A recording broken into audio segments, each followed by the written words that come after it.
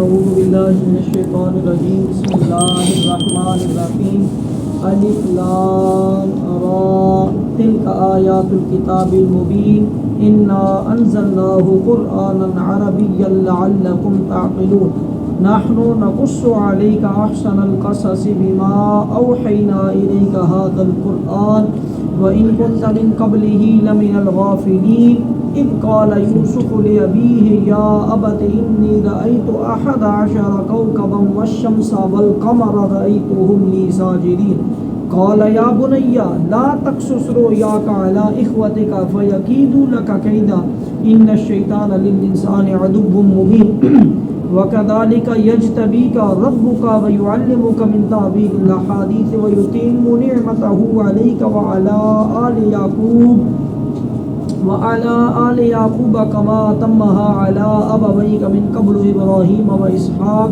إن ربك عليم حكيم صدق الله مولانا العظيم۔ اللہ کا بڑا خاص انعام اور فضل ہوا ہے، آج ہم نے سورہ یوسف شروع کر دی ہے۔ 12ویں سپارے کا یہاں پہ 11واں رکوع شروع ہوا ہے اور سورہ یوسف کا پہلا رکوع اور 6 آیات تلاوت کی ہیں۔ اللہ اکبر بیان کر کے عمل کی توفیق عطا فرمائے۔ سورہ یوسف ابھی قرآن کی جو ترتیب ہے اس کے مطابق 12ویں صورت ہے اور اس کی 111 آیات ہیں اور اس کے اندر جو ہے وہ 12 رکوع ہیں۔ یہ بھی مکی صورت ہے اور اس کا بھی شان نزول علماء مفسرین کرام نے مکہ کا جو آخری دور ہے وہی بیان فرمایا ہے کہ جب آپ صلی اللہ علیہ وسلم کو مکہ کے لوگ تکالیف، پریشانیاں اور اپنی طرف سے آزمائش یا اذیتیں دے رہے ہیں اور آپ صلی اللہ علیہ وسلم کو تبلیغ سے روکنے کے لیے اور مجبور کرنے کے لیے حتیٰ کہ آپ صلی اللہ علیہ وسلم کو نعوذ باللہ معاذ اللہ قتل کرنے، شہید کرنے یا آپ کو ملک بدر کرنے، قید کرنے، یہاں تک کہ یہ بندہ نہیں رہتا، تبلیغ سے باز نہیں آ رہا، یہ جادوگر ہے، استغفر اللہ، ہمیں ہمارے باپ دادا کے دین سے دور کیے جا رہے ہیں اور ہمارے اس علاقے کے اندر، ہماری قوم کے اندر جو ہے جی وہ نیا کوئی دین لے کے آ گئے تو ہم ان کو یا قتل کر دیں گے نعوذ باللہ، یا ان کو جو ہے نا وہ ہم قید کر لیں گے۔ اس طرح کے وہ معاملات، سخت حالات تھے۔ ان حالات کے اندر ہوا کیا کہ جو 2 اس کی روایات ہیں۔ ایک روایت یہ بتائی، دیکھیں ہم نے 7واں سپارہ پڑھا تھا، 7واں سپارہ کیسے شروع ہوتا ہے؟ وَإِذَا سَمِعُوا مَا أُنزِلَ إِلَى الرَّسُولِ تَرَىٰ أَعْيُنَهُمْ تَفِيضُ مِنَ الدَّمْعِ مِمَّا عَرَفُوا مِنَ الْحَقِّ يَقُولُونَ رَبَّنَا آمَنَّا فَاكْتُبْنَا مَعَ الشَّاهِدِينَ۔ وہ جو تھا نا وہ ایک عیسائی عالم کے بارے میں تھا، عالم تھا، عام بندہ نہیں تھا۔ مجھے ابھی فی الحال نام یاد نہیں ہے، جب تحریمی ہوئی چیز نہیں ہوتی نام ذہن سے نکل جاتا ہے۔ تو انہوں نے جب بعد میں شابی ہو گئے، انہوں نے اسلام قبول کیا تو وہ جو ہے نا رو رہے ہیں۔ وَإِذَا سَمِعُوا جب سنتے ہیں، مَا أُنزِلَ جو کچھ نازل ہوا ہے قرآن، وَإِذَا سَمِعُوا مَا أُنزِلَ إِلَى الرَّسُولِ رسول کی طرف، تَرَىٰ أَعْيُنَهُمْ اے نبی آپ ان کی آنکھیں دیکھتے ہو، تفیض من الدم کہ وہ ان کی آنکھوں سے آنسو چھلک رہے ہوتے ہیں، وہ رو رہے ہوتے ہیں۔ یہ وہ عیسائی تو جب قرآن کا آیات سنی کہ یہ حضرت مائی مریم اور حضرت عیسیٰ علیہ السلام کا قصہ اس خوبصورت انداز میں اللہ بیان کر رہا ہے۔ وہ عیسائی ہے نا، ان کا تو نعوذ باللہ وہ عیسیٰ علیہ السلام کو تو خدا اور مریم کو خدا بنائی بیٹھے، اتنا درجہ دیا ہوا، اتنی ان کے ساتھ ان کو عقیدت اور محبت ہے کہ نعوذ باللہ خدا کے ساتھ، یعنی اتنا ان کے بارے میں جانتے تھے عالم۔ تو جب قرآن نے قصہ بیان کیا حضرت مائی مریم اور حضرت عیسیٰ علیہ السلام کا تو وہ رونا کہ یار اتنا خوبصورت کلام ہے، جو ہمارے مائی مریم و ہمارے عیسیٰ کا اتنا زبردست اور این ایکوریٹ، بالکل صحیح زبردست جو بات ہے اسی طرح بیان کر رہا ہے، اور پھر وہ ایمان کی طرف۔ اسی طرح یہ جو سورہ یوسف ہے نا، 2 اس کی روایات ہیں۔ ایک روایت ہے کہ یہودیوں کے کچھ لوگ خود جو ہے وہ آپ صلی اللہ علیہ وسلم کی بارگاہ میں آئے اور انہوں نے آپ کا جانچنے کے لیے یا پرکھنے کے لیے، جی آپ کہتے ہیں میں اللہ کا نبی ہوں، اگر یہ بات آپ بتا دیں کہ جناب مصر میں کیسے پہنچے بنی اسرائیل والے، حضرت یعقوب بنی اسرائیل کا حضرت یعقوب کی وجہ سے، حضرت ابراہیم علیہ السلام کے بیٹے حضرت اسحاق، حضرت اسحاق علیہ السلام کے بیٹے حضرت یعقوب، حضرت یعقوب علیہ السلام کے بیٹے حضرت یوسف علیہ السلام، حضرت یوسف علیہ السلام جو ہے وہ حضرت ابراہیم علیہ السلام کے پڑ پوتے ہیں اور حضرت یعقوب علیہ السلام کے پوتے ہیں، اسحاق علیہ السلام کے پوتے ہیں اور حضرت یعقوب علیہ السلام کے بیٹے ہیں۔ تو ابراہیم علیہ السلام کے پڑپوتے، اسحاق علیہ السلام کے پوتے اور یعقوب علیہ السلام کے بیٹے۔ تو یہ جو یعقوب علیہ السلام ہے، ان سے آگے ساری بنی اسرائیل چلی ہے، ٹھیک ہے جی، یعقوب علیہ السلام سے آگے ساری بنی اسرائیل چلی. کہا جاتا ہے کہ یعقوب علیہ السلام کی 4 شادیاں تھیں جن میں سے 12 یہ 11 تو وہ تھے نا, 12 یوسف علیہ السلام بھی تھے. نہیں کے دو بھائی, ایک بنیامین اور ایک یوسف, تو ٹوٹل جو ہے باقی 2 یہ ایک ماں میں سے 2 بیٹے تھے اور باقی 3 ان میں سے تھے, 3 ان میں سے تھے. ٹھیک ہے جی. اب وہ اور یہ سارا معاملہ تھا جناب. تو وہ عیسائیوں کا واقعہ تھا, یہ یہودیوں کا واقعہ ہے. جب اصل مسئلہ پتہ ہے کیا تھا؟ مسئلہ یہ تھا کہ جب آپ صلی اللہ علیہ وسلم تبلیغ فرماتے ہیں تو اس کے اندر کچھ یہودی تھے, کچھ عیسائی تھے اور کچھ مشرک کفار جو تھے. ٹھیک ہے جی, جو بالکل. تو جو یہودی تھے وہ نہیں مانتے تھے, وہ کہتے تھے ہم بس موسیٰ علیہ السلام کو. تو پھر ان کے لیے قرآن, بھائی یہ تمہاری قرآنی واقعات اور تمہارے نبی اور تمہارے رسول اور تمہاری کتابوں کی بھی تصدیق کر رہا ہے. جو عیسائی تھے ان کو بھی یہ بتایا جاتا کہ یہ قرآن تمہارے عیسیٰ, تمہاری انجیل اور تمہاری چیزوں کو, اور انجیل اور تورات کے اندر اور موسیٰ اور عیسیٰ نے یہ بات بتائی ہے کہ ہمارے بعد ایک نبی آخر الزمان محمد رسول اللہ آئیں گے, جب جس نے ان کو پایا اس کے اوپر ان کا کلمہ پڑھنا اور ان کی کتاب کے اوپر عمل کرنا لازمی ہو. اس لیے اس قرآن کے اندر یہودیوں کو بھی دلیلیں دی جا رہی ہیں, عیسائیوں کو بھی دلیلیں دی جا رہی ہیں, اور کفار کو بھی تنبیہ کر کے دلیلیں دے کے ان کو اسلام کی طرف دعوت دی جا رہی ہے. تو یہودیوں کو یہ صورت, انہوں نے کہا جی کہ آپ نا, کچھ کہتے ہیں کہ انہوں نے کفار کو کہا کہ آپ جو ہے نا حضور صلی اللہ علیہ وسلم سے پوچھیں کہ پتہ چلے کہ اگر وہ واقعی اللہ کے نبی ہوئے تو پتہ چل جائے گا. یہاں پہ جو ان کے عالم تھے نا ان کو تو واقعات پتہ تھے. انہوں نے کہا جا کے پوچھیں اگر وہ واقعی اللہ کے نبی ہوئے تو ان سے پوچھیں کہ حضرت یعقوب کی جو اولاد ہے بنی اسرائیل وہ مصر میں کس طرح پہنچ گئی, یہ ان سے پوچھ کے بتائیں مصر میں کیسے پہنچے. ٹھیک ہے جی.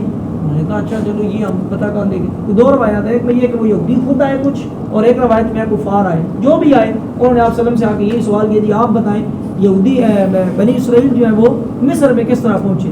آپ صلی اللہ علیہ وسلم کو اللہ فرماتا ہے کہ آپ کو علم ہے, جب اللہ جتنا علم دے کتنا دے, تو اللہ فرماتا ہے کہ روایات کے اندر آتا ہے کہ پھر اللہ نے یہ پوری سورہ یوسف نازل کی اور سارے کا سارا واقعہ بیان کیا. تو آپ نے فرمایا کہ جبرائیل اسی ٹائم بھیج گئے, تو آپ نے فرمایا کہ میں اگر بتا دوں تو تم مسلمان ہو جاؤ گے. پھر آپ کو جب ان کو یہ بات بتائی تو اس میں سے لوگ مسلمان ہو گئے کہ یہ تو واقعی اللہ کے نبی ہیں. یہ اگر ان کو وہ سارا بھی پتہ ہے جو پہلے کی باتیں گزر چکی ہوئی ہیں تو وہ اللہ تبارک و تعالیٰ نے بتا رہا ہے, تو اس کا مطلب ہے یہ اللہ کے نبی ہیں. پھر انہوں نے ان کے اوپر ایمان بھی لایا. یہ کچھ اس کا پس منظر تھا. بسم اللہ الرحمن الرحیم. اس کا ابتدا شروع بھی حروف مقطعات سے ہے, الف لام را. ٹھیک ہے جی, یہ حروف مقطعات ہیں. اللہ کے علاوہ یا جس کو اللہ نے علم دیا ان کے علاوہ کوئی بھی نہیں جانتا. تلک آیات الکتاب المبین, یہ جو آیتیں ہیں نا اس کتاب کے اندر یہ بڑی کھلی کھلی آیتیں ہیں, روشن. ٹھیک ہے جی, یہ روشن کتاب کی آیتیں ہیں.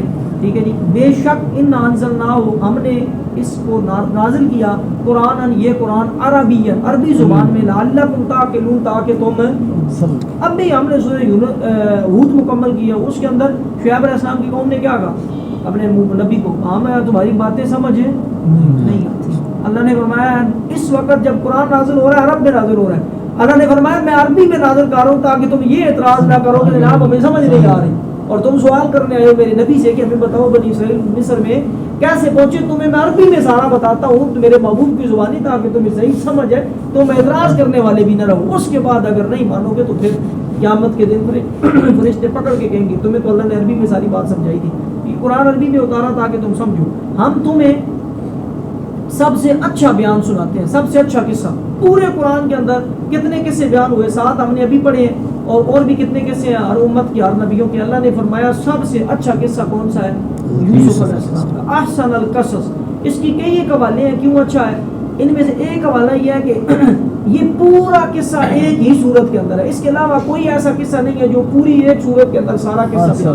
موسیٰ علیہ السلام کا قصہ آدھا کہیں, آدھا کہیں, آدھا کہیں, ہارون علیہ السلام ہر نبی کا. لیکن یوسف علیہ السلام کا قصہ پوری ایک ہی صورت یوسف ہے, اور پورا ترتیب سے پورے کا پورا واقعہ, پورے کا پورا قصہ تیرا مکھڑا بیان کر دیا گیا. جوے نہیں چند چڑھایا کہا گیا. اور یہ نبی احسن القصص, ایک اس کی یہ وجہ ہے کہ پورا قصہ, اور دوسری اس کی یہ وجہ ہے کہ یہ کیونکہ حضور صلی اللہ علیہ وسلم کو وہ پرکھنے کے لیے آئے, اپنے طور پہ جانچنے کے لیے کہ آپ صلی اللہ علیہ وسلم کو تو کچھ پتہ نہیں ہوگا, اور نعوذ باللہ استغفر اللہ. تو اللہ تبارک و تعالیٰ نے اپنے نبی کی ان کے اوپر دھاک بٹائی, اپنے نبی کو ان کے اوپر افضل کیا, اپنے نبی کے علم کو ان کے اوپر افضل کیا, اور ظاہر کیا کہ واقعی یہ میرا نبی اور میرا رسول ہے, اور اس کو میں نے یہ کھلی آیات اور یہ معجزے والی کتاب دے کے بھیجی. انہوں نے کہا واقعی جو باتیں آپ صلی اللہ علیہ وسلم بتا رہے ہیں یہ تو قبل مسیح 900 سال قبل مسیح کی باتیں ہیں کہ وہ یوسف علیہ السلام کا واقعہ, یہ پھر واقعہ اللہ کا نبی ہے جس کو یہ باتیں پتہ ہے, کیونکہ وہ باتیں صرف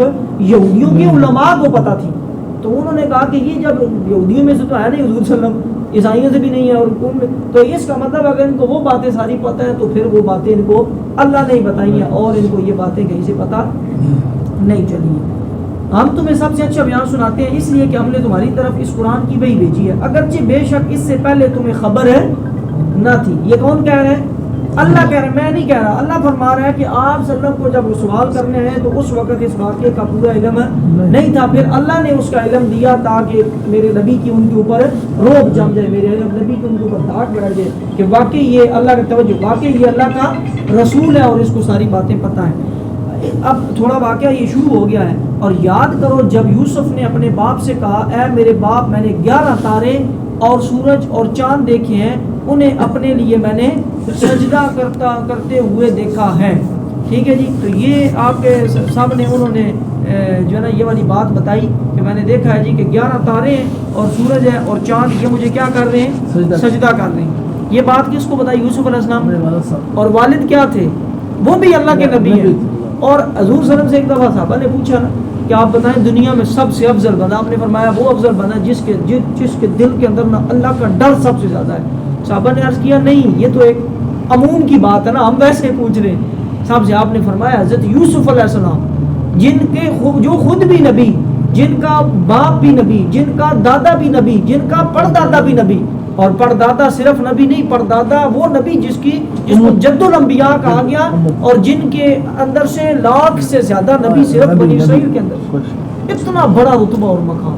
تو آپ نے فرمایا یوسف علیہ السلام. ٹھیک ہے جی, تو یہ یوسف علیہ السلام اپنے باپ کو یہ بات بتا رہے ہیں کہ جب یوسف نے اپنے باپ سے کہا میرے باپ میں نے 11 تارے سورج اور چاند دیکھا اپنے لیے سجدہ, یوسف علیہ السلام بڑی مشہور بات آپ نے خواب میں دیکھا کہ مجھے سجدہ کر رہے ہیں. کہا آگے نبی نے کیا جواب دیا, والد نے یعقوب علیہ السلام نے, اے میرے بچے اپنا خواب اپنے بھائیوں سے نہ بیان کرنا, اپنا خواب اپنے بھائیوں سے نہ بیان کرنا. 10 منٹ ہوئے ہیں نا, 11 2-3 منٹ ہے بس. ٹھیک ہے جی, تو انہوں نے کہا اے میرے بچے اپنا خواب اپنے بھائیوں سے بیان نہ کرنا کہ فَيَقِيدُ لَكَ كَيْدًا, وہ تیرے ساتھ کوئی چال چلیں گے, کوئی حسد کریں گے. کس وجہ سے؟ بے شک شیطان آدمی کا کھلا دشمن. کیوں؟ بیان کرنے والا بھی نبی ہے, سننے والا بھی نبی ہے. اور جو یہ خواب ہوتا ہے نا, اس کے اوپر میں نے پہلے بھی ہمارا لیکچر گزر چکا ہے. خواب نبوت کا 46واں کچھ کہتے ہیں 76واں کچھ جو بھی ہے, یعنی خواب بھی وحی کی ایک قسم ہوتی ہے.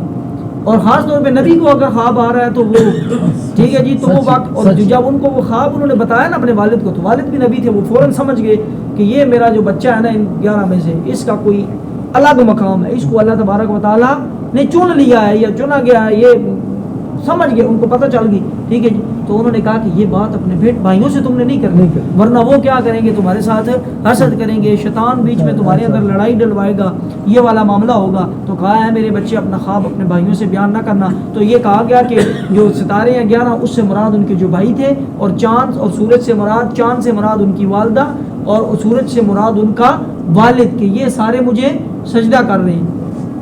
تو اور منع کر دیا کہ بھائیوں کو نہ بتانا, نہیں تو شیطان دشمنی پیدا کرے گا. اور آخری آیت, اور اسی طرح تجھے تیرا رب چن لے گا, تیرا رب تجھے انتخاب کر لے گا. یجتبی کا, مجتبا ایک نام آپ سنتے ہیں لوگوں, کچھ مجتبا, مصطفیٰ بھی حضور صلی اللہ علیہ وسلم کا جو نام, مصطفیٰ اور مجتبا کا مطلب ہوتا ہے چنا ہوا, انتخاب کیا گیا. ٹھیک ہے جی, جس کو منتخب کر لیا گیا ہو وہ. تو اسی طریقے سے یجتبی کا مجتبا. ٹھیک ہے جی, اسی طرح تیرا رب تجھے چن لے گا اور تجھے باتوں کا انجام نکالنا سکھائے گا. چن لے گا نبوت کے لیے, بادشاہت کے لیے چن لے گا. یہ کون کہہ رہا ہے؟ ان کا والد جواب دے رہے ہیں. ان کو ساری سمجھ آ گئی کہ اللہ اس کو نبی بنائے گا, اللہ اس کو بادشاہ بنائے گا, اللہ اس کو بڑا رتبہ دے گا. ٹھیک ہے جی, اور دوسری بات کیا تھی؟ وَيُعَلِّمُكَ مِن تَأْوِيلِ الْأَحَادِيثِ, اور تجھے باتوں کا انجام نکالنا سکھائے گا, وہ جو آپ کو خواب کی تعبیر کا علم دیا گیا. یہ بات ادھر ہی بتائی جا رہے ہیں. ٹھیک ہے جی, اور تیسری بات, اور تجھ پر اپنی نعمت پوری کرے گا. وَيُتِمُّ نِعْمَتَهُ عَلَيْكَ, نعمت کیا پوری کرے گا؟ جو نبوت کا سلسلہ چلا آنا ہے وہ اللہ تیرے اندر تجھے بھی نبی بنائے گا. کس کے اندر سے نعمت پوری کرے گا؟ یعقوب کے گھر والوں پر.